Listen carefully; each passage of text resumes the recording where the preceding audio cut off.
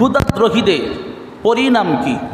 এই জমিনে যারা আল্লাহর সাথে নাফরমানি করেছে, কোরআনের সাথে নাফরমানি করেছে, ইসলামের সাথে নাফরমানি করেছে, আলেমদের সাথে নাফরমানি করেছে, তাদের পরিণাম কি হয়েছে এই বিষয়ে আমি আজকে আপনাদের সামনে আলোচনা করব। শুনতে রাজি আছি তো ইনশাল্লাহ? এবং কি এই কথাগুলাই আল্লাহ এই সূরাতুল ফিলের মধ্যে স্পষ্ট তুলে দিয়েছেন। একবারে আপনি নিজেও দেখতে পারবেন, আপনার নিজের মধ্যে একটা ফিলিংস তৈরি হবে যে সূরার ভিতরে কি সুন্দরভাবে পরিষ্কার করে আল্লাহ তুলে দিয়েছেন। তো তদানীন্তন সময়ের ভিতরে আমাদের পৃথিবীতে একটি দেশ আছে, এই দেশটার নাম হচ্ছে ইয়ামান দেশ। নামটা কি? ইয়ামান। কি দেশ? এই ইয়ামান দেশ। আমি যে ঘটনাটা এই সূরার তাফসিরটা বলবো, শানে নজুল বলবো, এই ঘটনা না বললে, না বুঝলে আপনারা বুঝতে পারবেন না। এবং এই ঘটনার পরিপ্রেক্ষিতেই আল্লাহ এই জাতিকে বোঝানোর জন্য, এই জাতিকে শিক্ষা দেওয়ার জন্য আল্লাহ রাব্বুল আলামিন নবীজি দুনিয়াতে আসার পর, নবুয়ত প্রাপ্তি হওয়ার পর, আল্লাহর রাসূল দুনিয়াতে তাগুতের হাতে বন্দী হওয়ার পর, 3.5 বৎসর জেলখানায় বন্দী হওয়ার পর, জেলখানা থেকে মুক্তির পরের দিন আল্লাহ এই সূরাতুল ফিলকে নাজিল করে নবীজিকে সান্ত্বনা দিয়েছেন। বলেন সুবহানাল্লাহ, জোরে বলেন সুবহানাল্লাহ। কাকে সান্ত্বনা দেওয়ার জন্য? নবীজিকে সান্ত্বনা দেওয়ার জন্য। কোথা বোঝার চেষ্টা করবেন, আল্লাহ রাব্বুল আলামিন এই সূরা নাজিল করে নবীজিকে সান্ত্বনা দিয়েছেন। কখন? এই সূরা নাজিল হয়েছে নবীজির নবুয়ত প্রাপ্তি হওয়ার পর, নবীজি তাগুতের হাতে বন্দী হওয়ার পর। আল্লাহ নবী 3 থেকে 3.5 বৎসর জেল কেটেছেন। কি করেছেন? আল্লাহ নবী কি জেল কাটে নাই? কত বৎসর জেল কেটেছেন? আরে জেলখানায় যাওয়া সুন্নত। জেলখানায় যাওয়া কি? সত্যের পথে অটল থেকে, সত্যের পথে অটল অবিচল থেকে বন্দুকের বুলেট বুকে ধারণ করাও এটা নবীজির সুন্নত।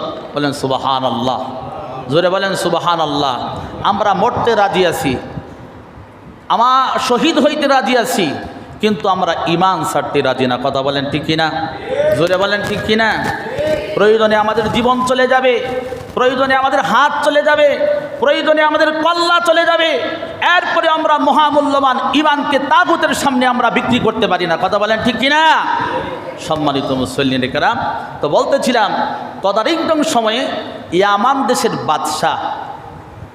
দেশের বাদশাহ নাম হচ্ছে আবরাহা। নাম কি? জোরে বলেন, নামটা কি? আবরাহা। নামটা ভালো না খারাপ? কত সুন্দর নাম, আবরাহা। আবরাহার এই বাদশাহ দেখছো যে মক্কা নগরীতে একটি ঘর আছে কাবা। এই কাবা ঘরকে মানুষ পছন্দ করে, ভালোবাসে।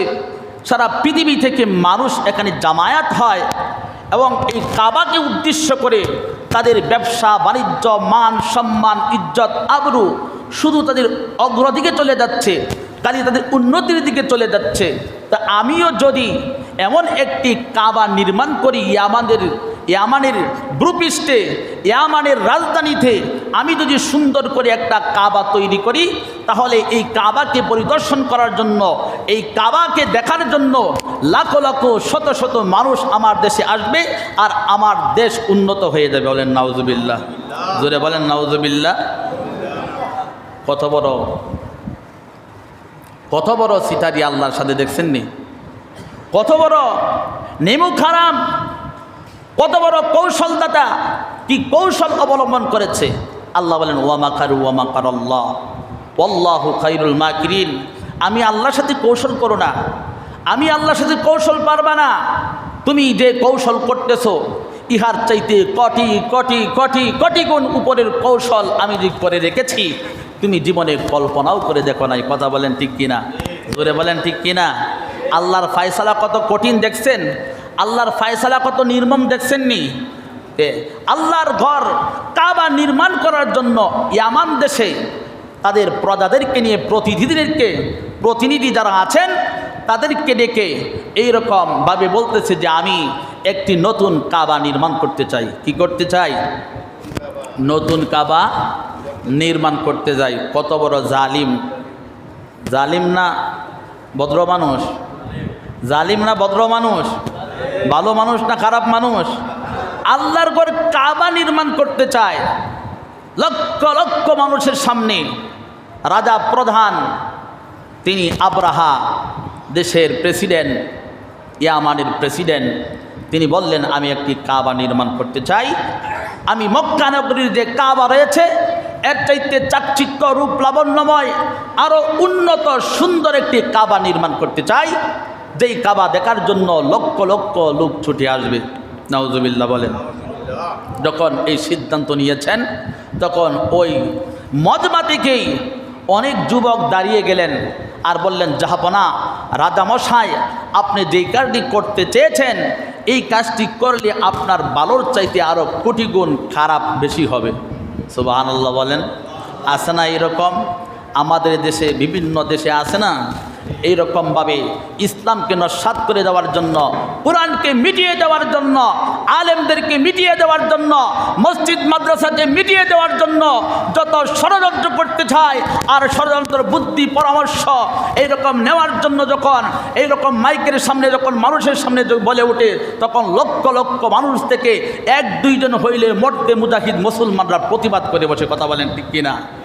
যে আপনি এটা করলে কি হবে, ভালোর চাইতে খারাপ টেনে আনবে।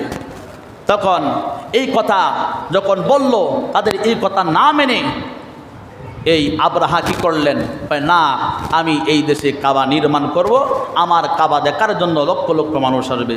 সম্মানিত মুসল্লিনে কেরাম, অনেক লম্বা ঘটনা, আমি বলতে গেলে অনেক দেরি হয়ে যাবে, আমি এইদিকে যাব না, আমি সংক্ষিপ্ত করে বলতেছি। তো কাবা নির্মাণ করলেন। কাবা নির্মাণ করার পর এই কাবা উদ্বোধন করার জন্য সশস্ত্র বাহিনী নিয়ে যখন কাবা ঘরে ঢুকবেন, তখন এই কাবাকে নিরাপত্তার জন্য যাদেরকে প্রহরী হিসাবে দিয়েছিলেন তাদের মধ্য হইতেই 6 জন মর্দে মুজাহিদ এই কাবার ভিতরে ঢুকে 15 তারিখে কাবা উদ্বোধন করবেন। 14 তারিখে এই কাবার ভিতরে ঢুকে তারা পেট ভর্তি করে খানাকে 2 দিন পায়খানা টয়লেট না করে 14 তারিখে এই কাবার ভিতরে ডাকে, ওই কাবার ভিতরে তারা মল মূত্র পায়খানা করে ওই কাবাকে নস্যাৎ করে দিয়েছে। বলেন না সুবহানাল্লাহ।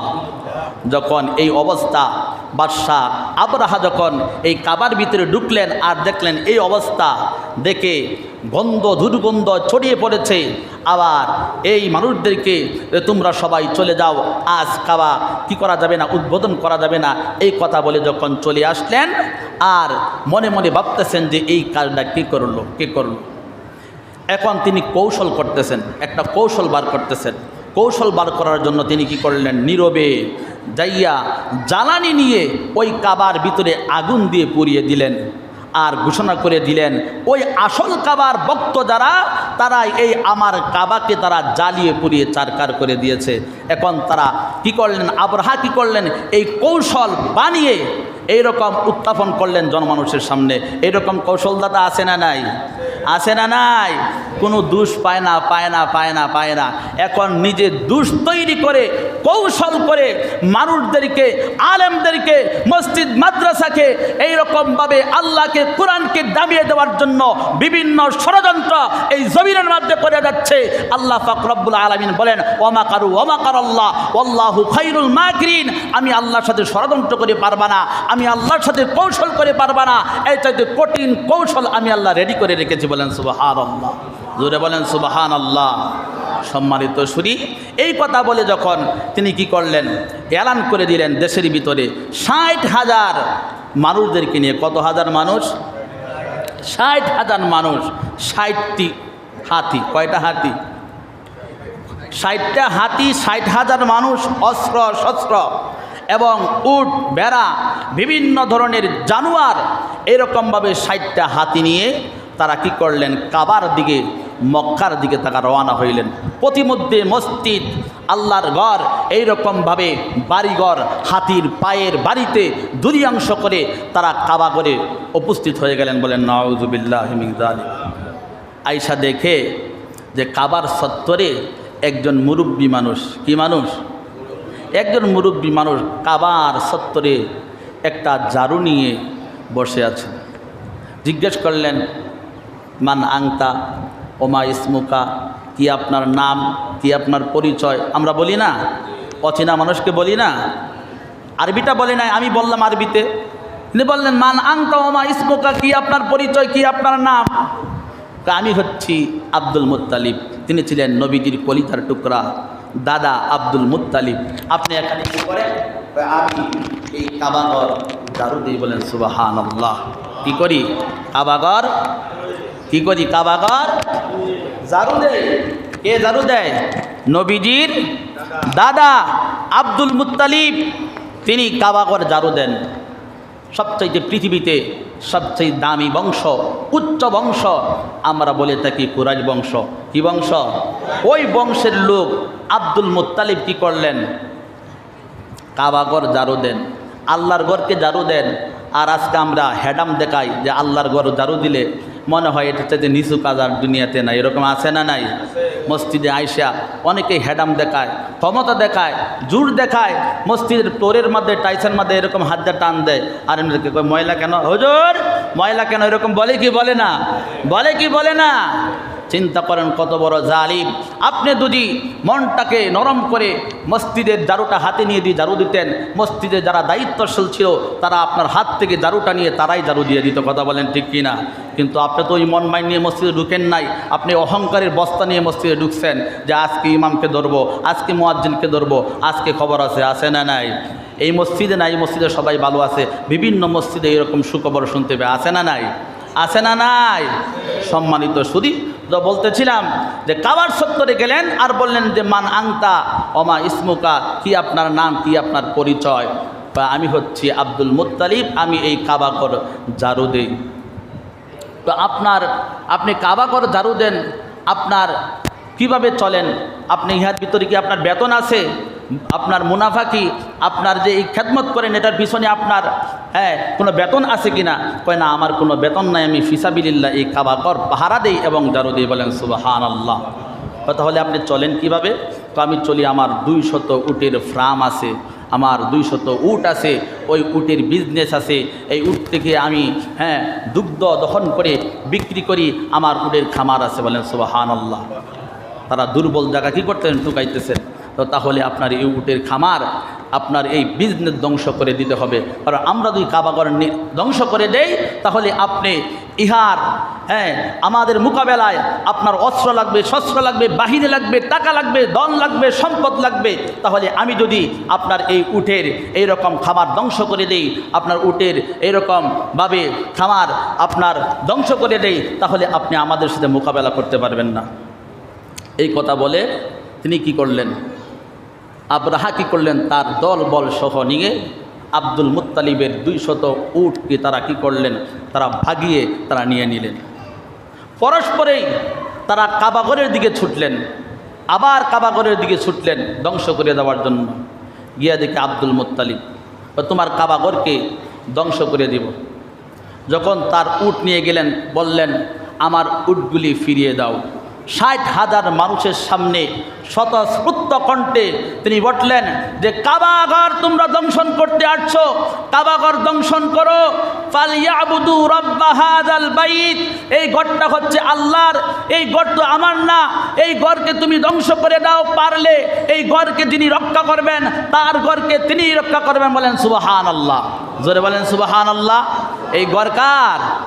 কার ঘর এটা? আল্লাহর ঘর। কাবাঘর কার ঘর?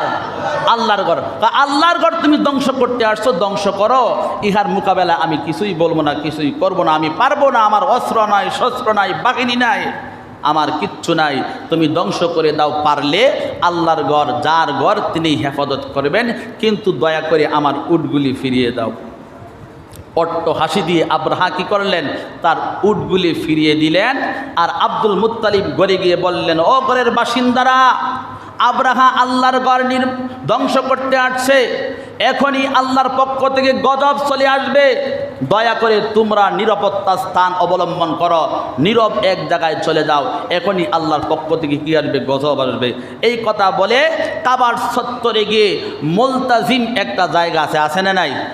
যেখানে দোয়া ওখানে গিয়ে আব্দুল মুত্তালিব 2টা হাত উঠিয়ে দিয়ে আঁচল ধরে বললেন, ও আরশের মালিক, ও আসমানের মালিক, ও দয়াময় আল্লাহ, তোমার ঘর ধ্বংস করতে আসছে আবরাহা, আমি কিছু করতে পারবো না, আমার অস্ত্র নাই শস্ত্র নাই। আল্লাহ তোমার ঘরের জিম্মাদারি, তোমার ঘরের মুতাল্লিক হিসাবে আমি আব্দুল মুত্তালিব ছিলাম। এই যে তোমার ঘরের চাবি, আমি কাবার চত্বরে কাবার দরজায় আমি কাবা ঘরের চাবিটা লটকাইয়া গেলাম। ও দয়ার আল্লাহ, তোমার ঘরকে তুমি হেফাজত করবা, আব্রাহা আসছে তোমার ঘরকে ধ্বংস করে দেওয়ার জন্য। নাউযুবিল্লাহ। আল্লাহ পাক রব্বুল আলামিন, আমি কত জুমায় বলেছিলাম আল্লাহ ধরে না ধরলেন। একটু ধরে বলেন আল্লাহ ধরে না ধরলেন। আল্লাহ শুধু দেখে যখন নাফরমান, যখন জালিম, যখন জুলুম করতে করতে সীমা পেরিয়ে ফেলে, তখন আল্লাহর পক্ষ থেকে তাৎক্ষণিক গজব আল্লাহ নাজিল করে দেয়। কথা বলেন ঠিক কিনা? যখন আল্লাহর ঘর ধ্বংস করে দেওয়ার জন্য, মিটিয়ে দেওয়ার জন্য আব্রাহা যখন হাতি বাহিনীদেরকে সামনে অগ্রসর হইতে বললেন, তখন সামনের যে হাতিটা আছে কি দেখেন, একটা জানোয়ার পর্যন্ত আল্লাহকে চিনে, আল্লাহর ঘর কাবাকে চিনে, কিন্তু মানুষ চিনে না। জালিম স্বার্থের জন্য, ক্ষমতার জন্য, অহংকারের বশবর্তী হইয়া মানুষকে মানুষ মনে করে না। এইরকমভাবে কোরআনকে কোরআন মনে করে না, দিনকে দিন মনে করে না, আল্লাহকে আল্লাহ মনে করে না, আল্লাহর ক্ষমতাকে ভয় করে না। আছে না নাই? আছে না নাই? সম্মানিত মুসল্লিনে কেরাম, যখন উটকে এইরকম হাতিকে ইশারা দিলেন সামনে যাওয়ার জন্য, আল্লাহর কি মেহেরবান, ওই হাতিটা ওই কাবার চত্বরের দিকে যায় না। বলেন সুবহানাল্লাহ, জোরে বলেন সুবহানাল্লাহ। এইরকমভাবে যখন হাতিদেরকে